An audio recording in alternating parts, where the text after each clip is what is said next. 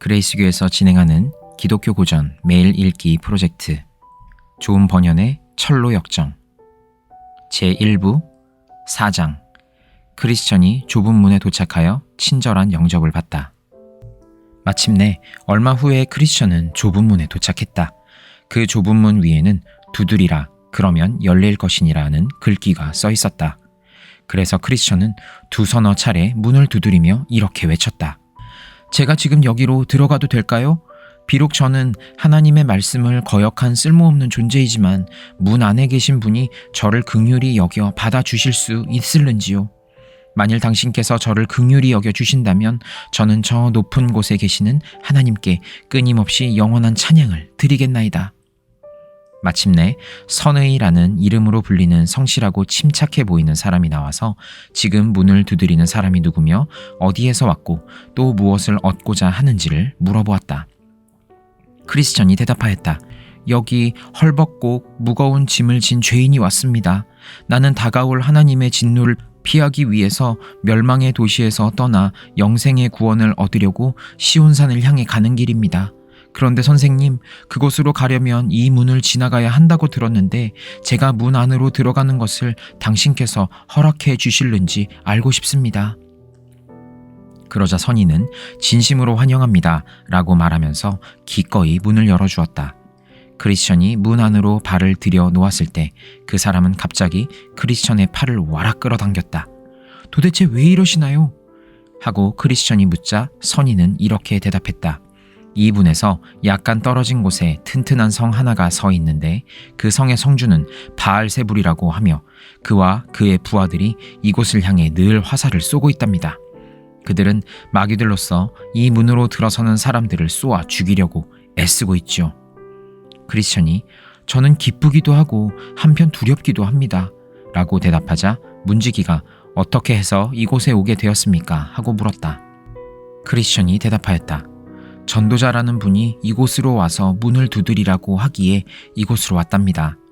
또한 그분께서 말씀하시기를 이곳에 오면 장차 내가 어떻게 해야 할지를 가르쳐 주시는 분이 계실 거라고 하더군요. 선의가 대답하였다. 당신 앞에 문이 열려 있으니 어느 누구도 그 문을 닫을 수는 없습니다. 크리스천이 말했다. 이제부터 저는 많은 어려움을 무릅쓰고 여기까지 온 수확을 얻게 되는 셈이군요. 선의가 대답하였다. 그런데 어째서 당신 혼자서만 이곳에 왔습니까? 크리스천이 대답하였다. 나의 이웃들은 어느 누구도 내가 느끼고 깨달았던 멸망과 진노의 위험을 전혀 느끼지 못했기 때문입니다. 선의가 말하였다. 그들 중에서 당신이 여기 오는 것을 알고 있는 사람이 있었습니까? 크리스천이 말했다. 예, 나의 아내와 자식들이 맨 처음에 내가 떠나가는 것을 발견하고는 어서 돌아오라고 소리를 질렀지요. 다음으로 몇몇 이웃들이 집 밖으로 나오면서 어서 되돌아오라고 나를 불렀지만 나는 손가락으로 귀를 틀어막은 채 그냥 이곳을 향해 달렸습니다. 선의가 대답하였다.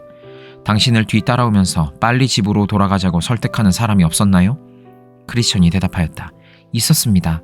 유순 씨와 고집쟁이 씨로 불리는 두 사람이 저를 따라와 설득하려 했지만 제가 말을 듣지 않자 고집쟁이는 조롱을 퍼부으며 돌아가 버렸고 유순 씨는 한동안 저를 따라왔었습니다. 선의가 말하였다. 그런데 어째서 그는 여기까지 같이 오지 않았나요? 크리스천이 대답하였다. 우리는 함께 이야기를 나누며 걸어왔었는데 절망의 늪이라는 곳에 이르렀을 때에 갑자기 우리도 모르는 사이에 그 속으로 빠지게 되었습니다. 간신히 그 늪에서 빠져나왔을 때 유순 씨는 그만 용기를 잃은 채 더 이상 모험하기를 원치 않았어요. 그는 화가 나서 그 아름답고 영광이 가득 찬 나라는 당신이나 차지해버리라고 말하며 떠나가 버렸죠. 그는 고집쟁이 씨의 뒤를 따라 다시 집으로 돌아갔고 결국 저 혼자서 이 문 앞까지 오게 된 것입니다. 선의가 대답했다. 아, 참 불쌍한 사람들이군요. 천국의 영광이 얼마나 크고 아름다운지를 그는 잘 깨닫지 못하고 사소하게 여겼기 때문에 그것을 얻기 위해서 겪어야 할 몇 가지 난관들이 싫어 영생의 구원을 포기해버리고 말았으니. 크리스천이 말했다. 사실 유순 씨의 행동을 그대로 전해드렸지만 나 자신도 역시 그분보다 나을 게 없는 사람입니다. 그분이 도중에 포기하고 집으로 돌아가 버린 것이 사실이지만 저도 역시 길을 걷는 도중에 만난 세속 현자의 거짓된 충고에 현혹되어서 바른 길을 버리고 사망의 길로 들어섰었으니까요. 선희가 대답했다. 오, 당신도 그 사람을 만났었군요. 그 사람이 합법 시에 도움을 구하면 평안함을 얻을 수 있다고 말하던가요? 그들은 모두 사기꾼에 불과합니다. 그런데 당신은 그의 속임수에 넘어가 버렸습니까? 크리스천이 대답했다. 예, 저는 그의 말을 듣고 합법시를 찾아 나서기 위해서 갈 수 있는 데까지 서둘러 갔습니다. 그런데 합법의 집 옆에 우뚝 솟은 산이 마침 머리 위로 떨어져 버릴 것 같은 생각이 들어 그만 멈추지 않을 수 없었답니다. 선희가 말했다. 그 산은 이제껏 많은 사람들의 생명을 빼앗아갔고 앞으로도 많은 사람들이 생명을 잃을 것입니다. 당신의 몸이 그 산으로 인해 산산조각으로 부서져 버리기 전에 죽음을 모면하게 되었으니 참으로 다행스러운 일입니다. 크리스천이 대답했다.